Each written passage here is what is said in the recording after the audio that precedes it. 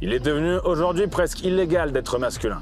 Bientôt, vous n'aurez plus le droit de faire du sport, d'être riche, de vous cultiver, de manger des côtes de bœuf maturées de 75 jours. Ils sont des centaines, des milliers, peut-être même des millions. Bienvenue dans la manosphère.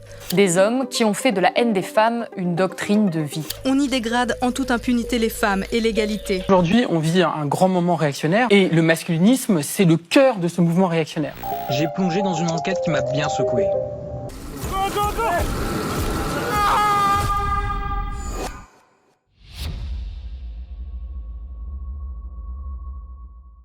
Vous venez de voir un petit florilège de reportages sur le sujet ô combien important du masculinisme. Des enquêtes sérieuses avec des journalistes sérieux qui font un travail sérieux. Est-ce que ces médias sont orientés ?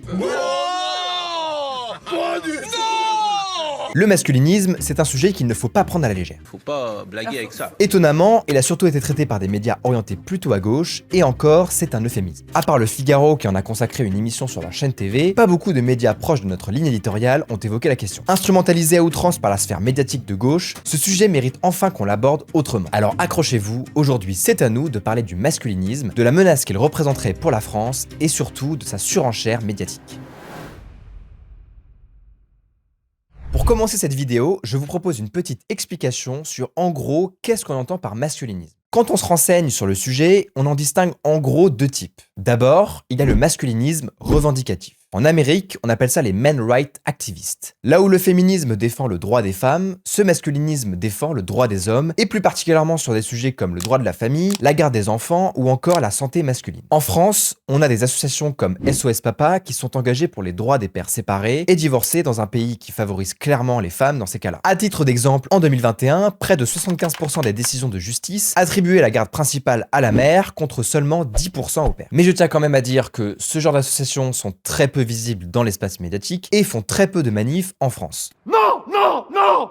Ah, la solitude! Contrairement à toutes les associations féministes. Le seul endroit où on les voit faire des manifs, c'est au cinéma dans le film Mélange des genres, sorti cette année. Ensuite, une autre forme de masculinisme, beaucoup plus violent cette fois-ci, existe aussi et a pour origine le phénomène des pick-up artists. Les pick-up artists sont des hommes qui forment une communauté dédiée à l'apprentissage de la drague de rue. Et il s'est surtout popularisé avec des livres et sur des forums. C'est quelque part une réaction à la révolution sexuelle qui est, selon les pick-up artistes, désavantageuse pour les hommes. Le seul problème, c'est que ça marche pas trop. Déjà, ces hommes avaient parfois des pratiques clairement sexistes, et puis se sont rapidement rendus compte que les techniques de drague, ça marche pas tout le temps. Le mouvement va peu à peu disparaître et va faire émerger les deux communautés masculinistes qu'on connaît aujourd'hui, à savoir les incels et les MGTOW. MGTOW, qui veut dire Men Going Their Own Way en anglais, sont des hommes qui préfèrent suivre leur propre voie. Contrairement aux pick-up artists qui veulent maximiser leur conquête, les MGTOW s'en foutent royalement et prônent un retrait total des relations amoureuses ou sexuelles avec les femmes. Selon eux, la société est uniquement avantagée pour les femmes, donc ça ne sert à rien d'essayer d'avoir leur faveur. Leur célibat est voulu, et évidemment, je tiens quand même à dire qu'ils sont plutôt misogynes. Et enfin, on a les incels. Cette communauté en ligne considère que c'est impossible de trouver une femme dans cette société, ils tiennent les femmes pour responsables de leur sort, et finissent par devenir ultra fatalistes. Au fil des années, ce mouvement s'est fortement radicalisé sur internet, on y retrouve des discours de désespoir et parfois même une glorification de la violence envers les femmes. L'exemple le plus connu est la tuerie commise par Elliot Rodger en 2014 à l'université de Californie à Santa Barbara. Avant de passer à l'acte, il se filme en exprimant sa haine des femmes et son intention de leur faire du mal. Bien sûr, il s'agit d'une des rares tueries masculinistes qui a eu lieu en Occident. Donc évidemment, dès qu'un média de gauche fait une vidéo sur le masculinisme, l'exemple est cité de partout. D'Elliot Rodger. Lui, c'est Elliot Rodger. Un jeune homme de 22 ans tue 6 personnes Elliot Rodger abat 6 personnes. et en blesse 14 puis se donne la mort. Voilà donc pour résumer, en gros, il y a un masculinisme attaché au droit et qui fait pas très peur, on va pas se mentir, et un autre composé des MGTOW et des incels et qui pour le coup est vraiment dans une logique de détester les femmes. Mais cette définition, c'est celle de valeur actuelle. En réalité, ce sujet a surtout été traité dans les médias de gauche, comme Combini, Réflexion Basse, Quotidien, Blast et France Télévisions. Autant vous dire qu'on est sur des médias qui adorent l'objectivité. À titre d'exemple, pour ce qui est du service public, je vous invite à voir ou revoir le décryptage de ma collègue Léane et qui explique très bien à quel point l'audiovisuel public penche bien à gauche. Le 10 décembre 2023, Combini sort une vidéo qui s'appelle « Qui sont les masculinistes en France ?» Alors dans ce reportage, il y a des moments où il parle de masculinisme de la manière dont je vous l'ai présenté en préambule de cette vidéo, mais à certains moments, on assiste à des énormes raccourcis Mario Kart. Par exemple, ils font tout un passage pour expliquer à quel point Papacito et le Raptor dissident sont de méchants masculinistes. Et puis hop, Comme si c'était la même chose, juste après, ils se mettent à parler de Elliot Rodger, l'auteur de la tuerie masculiniste dont je vous ai parlé. Là, avec un seul champignon, vous allez prendre ce raccourci-là.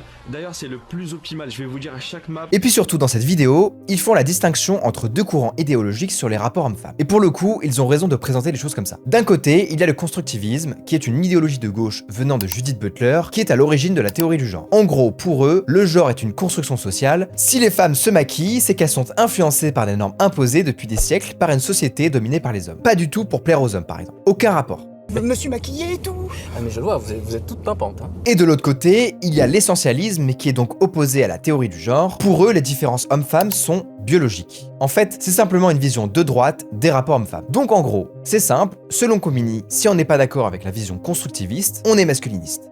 Et si on est masculiniste, on est misogyne. Si tu n'es pas féministe, tu es sexiste. Il n'y a pas d'entre-deux. Il y a des gens qui s'inventent un entre-deux, mais l'entre-deux il n'existe pas. Donc là, en gros, on a la parfaite démonstration de la confusion entre critique du féminisme et masculinisme. Et d'ailleurs, il n'y a pas que Combini qui aime tout confondre. Quotidien aime aussi cette discipline. Le journaliste pote d'Hugo Clément, Martin Veil, a fait un documentaire qui s'appelle Les Nouveaux Gourous, dans lequel il enquête avec son équipe sur le phénomène des nouvelles sectes. Parmi ces soi-disant gourous, il s'intéresse au psychologue Jordan Peterson. Peterson, pour ceux qui ne le connaissent pas, est un professeur d'université canadien qui s'est fait connaître vers 2015-2016 pour ses positions jugées controversées sur les questions liées au féminisme et à la théorie du genre. Ses discours commençant à avoir du succès, il est très vite considéré par certains médias anglo-saxons comme un affreux masculiniste portant des idées archaïques et ultra-virilistes. Quotidien a fait partie des premiers médias français à le diaboliser. Il le considère déjà comme un gourou macho, comme si Jordan Peterson était le chef d'une secte alors qu'il organise simplement des conférences. À un moment, Martin Veil décide de l'interviewer en essayant de le coincer sur certains points. Voici quelques extraits, un vrai régal. There's still huge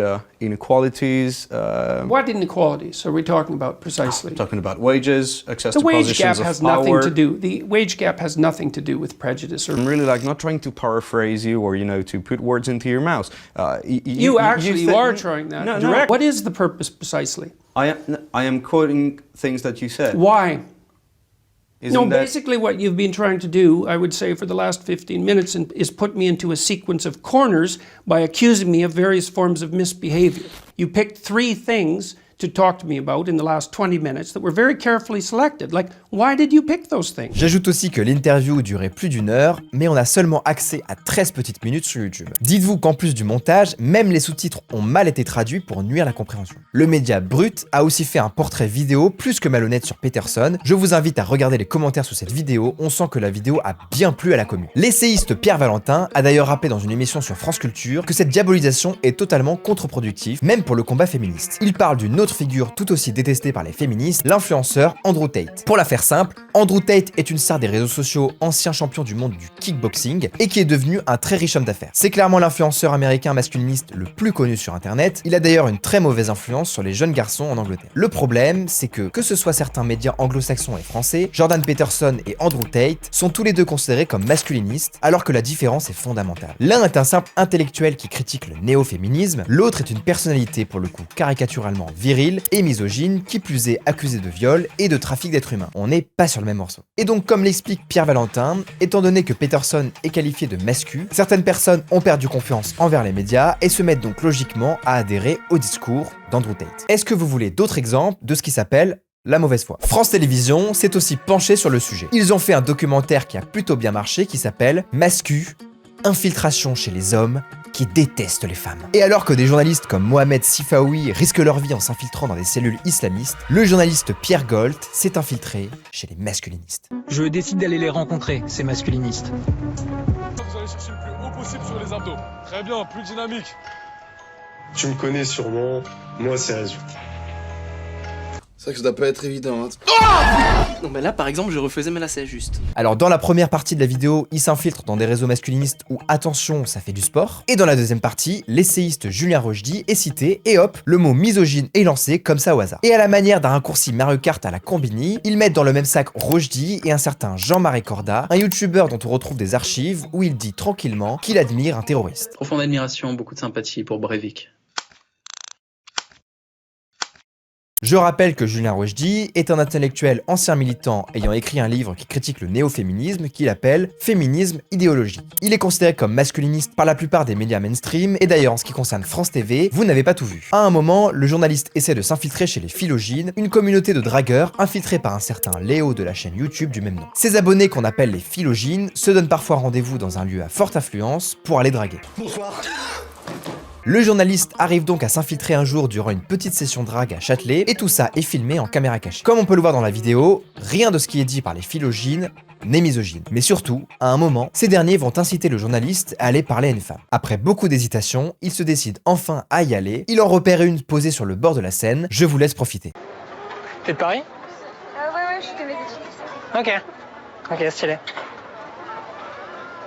Le blanc, qui détruit tout ego.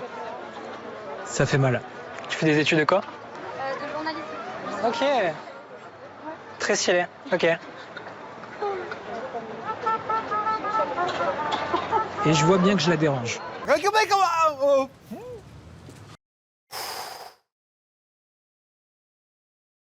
Selon les journalistes de France Télévisions, la drague, c'est du masculinisme. Et ces reportages de gauche ont même parfois tendance à confondre les influenceurs axés sur le développement personnel ou la musculation avec les figures du masculinisme. Bien sûr, certains de ces influenceurs peuvent avoir des propos misogynes, je dis pas le contraire. Mais j'ai remarqué qu'en fait, dès que quelqu'un promeut la virilité comme une valeur noble, instantanément, il est accusé d'être un masculiniste. Par exemple, la philosophe Olivia Gazalet associe directement la virilité à la misogynie. La virilité, ça, c'est un modèle qui est normatif. Force, puissance, domination, puissance phallique, mépris des femmes, mépris des homosexuels, etc. Le rapport, quel est le rapport? D'après le journal 20 minutes, Thibaut InShape serait une sorte de vitrine du masculinisme. Apparemment, valoriser la virilité suffit déjà à éveiller les soupçons. Je rappelle quand même que Thibaut InShape a voté Macron aux législatives de 2024. Madeleine Métayer, une journaliste au Figaro, a fait un long article sur ce qu'elle appelle la galaxie masculiniste pour rappeler qu'il faut savoir faire la différence entre certains influenceurs comme Nash Befit, un coach à 400 000 abonnés sur Insta donnant des conseils en musculation et qui n'est pas très apprécié par les gauchistes. En réalité, bah non, ce qu'il dit c'est ultra problématique. Et d'autres influenceurs comme Alex Hitchen, un influenceur millionnaire masculiniste à qui il arrive de tenir ce genre de propos. Si elle s'habille comme une pute, c'est une pute. Si elle ne veut pas donner son téléphone, c'est une pute. Ça va. Calme-toi, Donatien. En fait, on va avoir tendance à confondre tous ces influenceurs car ils s'adressent au même public, des jeunes hommes moyens en quête de sens. Vu de l'extérieur, on se dit que c'est la même chose, ça parle de sport, de dépassement de soi, de drague et de virilité. Mais en réalité, les valeurs qui y sont défendues ne sont pas du tout les mêmes. Et enfin, en me renseignant sur le masculinisme, je suis tombé sur une certaine Pauline Ferrari, journaliste de gauche qui a écrit un livre sur le masculinisme. Elle a été interviewée par le média Réflexion Basse, où le journaliste lui demande à un moment s'il existe une estimation du nombre de jeunes masculinistes en France. Devinez quoi, elle est incapable de répondre à la question, elle se contente simplement de citer le rapport du Haut Conseil à l'égalité qui dit que 53 des hommes de moins de 35 ans pensent que le féminisme est allé trop loin. Elle cite le chiffre et directement, elle met ça en rapport avec le masculinisme. Vous allez prendre ce raccourci-là. Et d'ailleurs, dans cette même vidéo, le début commence par cette intro. À ton avis, quel est le point commun entre ces gens qui accusent régulièrement d'infidélité les copines des youtubeurs, les harceleurs de la streameuse Ulcia ou les attaques à l'essence et au mortier d'hommes envers des soirées réservées aux femmes? Donc là, on a des journalistes qui mettent tout dans le même sac. D'un côté, les internautes un peu parano, et de l'autre, des hommes qui agressent violemment des femmes dans des soirées 100% féminines. Pour eux, tout ça rentre dans masculinisme. Comment est-ce qu'on peut, d'une manière ou d'une autre, le mesurer? Est-ce qu'on a une idée, une manière d'estimer le nombre de gens que ça représente en fonction des différents degrés de dangerosité, de radicalisation, etc. Alors, c'est très compliqué. Parce que, alors... Voilà une question intéressante. Peut-on mesurer le masculinisme? Peut-on prouver qu'il représente une réelle menace en France? Comme le dit Pauline Ferrari, c'est compliqué. Surtout quand c'est quelque chose de très peu présent en France. C'est ça qu'elle oublie de dire. Étant donné que c'est difficile d'identifier combien de jeunes adhèrent aux théories masculinistes, on va essayer d'en mesurer la présence dans la société et dans les institutions. Et vous allez voir, c'est assez intéressant. Pour ce qui est des associations, très peu sont masculinistes. Comme je l'avais dit en début de vidéo, il n'y a que les assos qui défendent le droit des hommes, mais elles font très peu de manifs dans la rue. Je ne connais aucune personnalité connue dans l'espace médiatique qui incarne cette cause. Par contre, des assos néo-féministes visibles partout dans les médias et qui manifestent énormément, il y en a beaucoup trop. À titre d'exemple, le collectif Nous Toutes a un poids énorme sur les réseaux sociaux. Il comptabilise plusieurs milliers de followers sur Facebook et Instagram et sont soutenus par plus de 80 associations, syndicats et organisations politiques. Le collectif avait rassemblé plus de 150 000 personnes dans toute la France à leur seconde marche le 23 novembre 2019 et je rappelle que niveau positionnement idéologique, ils ont manifesté le 8 octobre 2024 avec des collectifs dont les militants avaient fait de l'apologie de haine antisémite. Leur position pro-palestinienne est très radicale. Pareil pour tout ce qui est du syndicalisme français, il n'y a aucune trace de masculinisme dans ses rangs, alors qu'à l'inverse, beaucoup de collectifs et réseaux féministes sont à l'intérieur de syndicats connus et ont par exemple appelé à la grève féministe du 8 mars. Il existe aussi aucune institution masculiniste en France, contrairement aux institutions féministes qui sont très nombreuses. Il y a par exemple le Fonds de soutien aux organisations féministes, lancé en 2020 et qui est doté de 120 millions d'euros. Il soutient des organisations féministes, des ONG comme Oxfam ou Car France. Et d'ailleurs, beaucoup d'influenceurs masculinistes sont cités et sont considérés comme très présents sur les réseaux sociaux. Mais on oublie de dire qu'il y a aussi énormément d'influenceuses néo-féministes portant un discours très radical et qui sont carrément soutenues par le système. À mort le patriarcat, on coupe les couilles. À titre d'exemple, les youtubeuses Camille et Justine ont été aidées par le CNC pour leur excellent court-métrage Bâtarde glorieuse. Je vous invite à aller le voir, c'est du grand art. Sur leur compte Instagram, on pouvait notamment apercevoir un petit texte dans une story à la une où elle justifiait la misandrie, le fait de détester les hommes. Et en star féministe, il y a aussi cette chère Alice Coffin qui avait un jour dit la phrase « Il ne suffit pas de nous entraider, il faut à notre tour les éliminer », en parlant des hommes. J'adore entendre des humanistes prôner le vivre ensemble. Pour rappel, Alice Coffin est actuellement élue écologiste au Conseil de Paris depuis 2020. Est-ce que c'est bon pour vous? Et je ne vous parle même pas de tous ces films et séries subventionnés par le CNC et le service public.